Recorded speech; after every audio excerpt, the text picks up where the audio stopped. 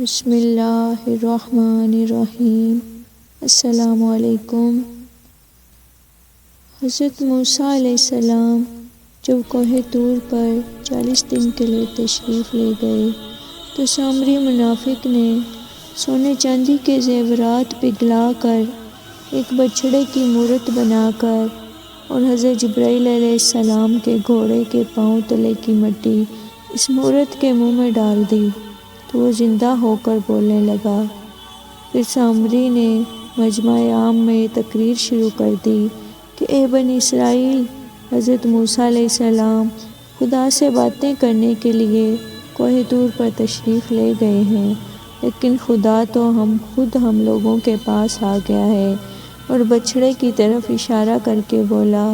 کہ یہی خدا ہے۔ سامری نے ایسی گمراہ کن تقریر کی کہ بنی اسرائیل کو بچھڑے کے خدا ہونے کا یقین آ گیا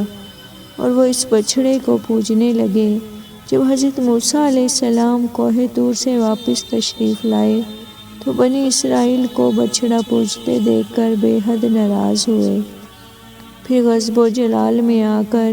اس بچھڑے کو توڑ پھوڑ کر برباد کر دیا۔ پھر اللہ تعالیٰ کا یہ حکم نازل ہوا کہ جن لوگوں نے بچھڑے کی پرستش نہیں کی ہے وہ لوگ بچھڑا پوجنے والوں کو قتل کریں۔ چنانچہ 70,000 بچھڑے کی پوجا کرنے والے قتل ہو گئے۔ اس کے بعد یہ حکم نازل ہوا کہ حضرت موسیٰ علیہ السلام 70 آدمیوں کو منتخب کر کے کوہ طور پر لے جائیں اور یہ سب لوگ بچھڑا پوجنے والوں کی طرف سے معذرت طلب کرتے ہوئے یہ دعا مانگیں کہ بچھڑا پوجنے والوں کے گناہ معاف ہو جائیں۔ چنانچہ حضرت موسیٰ علیہ السلام نے چن چن کر اچھے 70 آدمیوں کو ساتھ لیا اور کوہ طور پر تشریف لے گئے۔ جب لوگ کوہ طور پر طلب، معذرت و استغفار کرنے لگے تو اللہ تعالیٰ کی طرف سے آواز آئی کہ اے بنی اسرائیل، میں ہی اللہ ہوں، میرے سوا تمہارا کوئی معبود نہیں۔ میں نے ہی تم لوگوں کو فرعون کے ظلم سے نجات دے کر تم لوگوں کو بچایا ہے، لہٰذا تم لوگ فقط میری ہی عبادت کرو اور میرے سوا کسی کو مت پوجو۔ اللہ تعالیٰ کا یہ کلام سن کر یہ 70 آدمی ایک زبان ہو کر کہنے لگے کہ اے موسیٰ علیہ السلام، ہم ہرگز آپ کی بات نہیں مانیں گے جب تک ہم اللہ تعالیٰ کو اپنے سامنے نہ دیکھ لیں۔ یہ 70 آدمی اپنی ضد پر بالکل اڑ گئے کہ ہم کو آپ خدا کا دیدار کرائیے، ورنہ ہم ہرگز نہیں مانیں گے کہ رب کریم نے یہ فرمایا ہے۔ حضرت موسیٰ علیہ السلام نے ان لوگوں کو بہت سمجھایا، مگر یہ سرکش لوگ اپنے مطالبہ پر اڑے رہے، یہاں تک کہ اللہ تعالیٰ نے اپنے غضب و جلال کا اظہار اس طرح فرمایا کہ ایک فرشتہ آیا، اس نے ایک ایسی خوفناک چیخ ماری کہ خوف و ہراس سے لوگوں کے دل پھٹ گئے اور یہ 70 آدمی مر گئے۔ پھر حضرت موسیٰ علیہ السلام نے خداوند عالم سے کچھ گفتگو کی اور ان لوگوں کے زندہ ہو جانے کی دعا مانگی تو یہ لوگ زندہ ہو گئے۔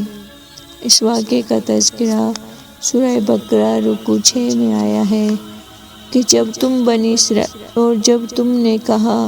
کہ اے موسیٰ، ہم ہرگز تمہاری بات نہ مانیں گے یہاں تک کہ تم علانیہ خدا کو نہ دیکھ لیں، تو تم کو ایک کڑک نے پکڑ لیا اور تم دیکھ رہے تھے، پھر مر جانے کے بعد تم لوگوں کو ہم نے زندہ کیا کہ تم ہمارا احسان مانو۔ واقعے سے ہمیں یہ سبق ملتا ہے کہ اپنے پیغمبر کی بات نہ مان کر اپنی ضد پر اڑے رہنا بڑی ہی خطرناک بات ہے۔ پھر ان 70 آدمیوں کا مر کر زندہ ہو جانا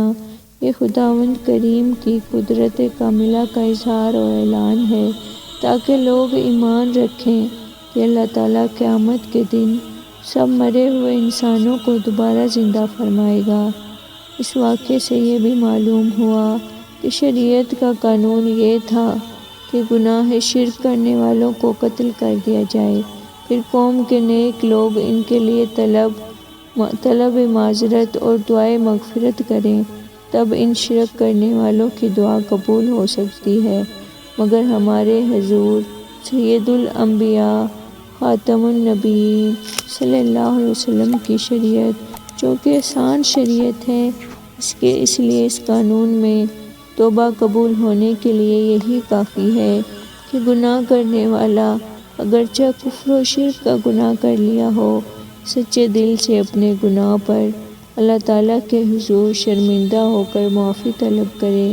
اور اپنے دل میں یہ عہد و عزم کرے کہ پھر وہ یہ گناہ نہیں کرے گا، تو اللہ تعالیٰ اس کی توبہ قبول فرمائے گا اور اس کے گناہ کو معاف فرما دے گا۔ توبہ قبول ہونے کے لیے گناہ کرنے والوں کو قتل نہیں کیا جائے گا۔ سبحان اللہ، یہ حضور رحمت للعالمین صلی اللہ علیہ وآلہ وسلم کی رحمت کا طفیل ہے کہ وہ اپنی امت پر رؤوف و رحیم اور بے حد مہربان ہے، تو اللہ نے ان کے طفیل اپنی حبیب کی امت پر بہت زیادہ رحم و کرم اور فضل و کرم فرمایا ہے۔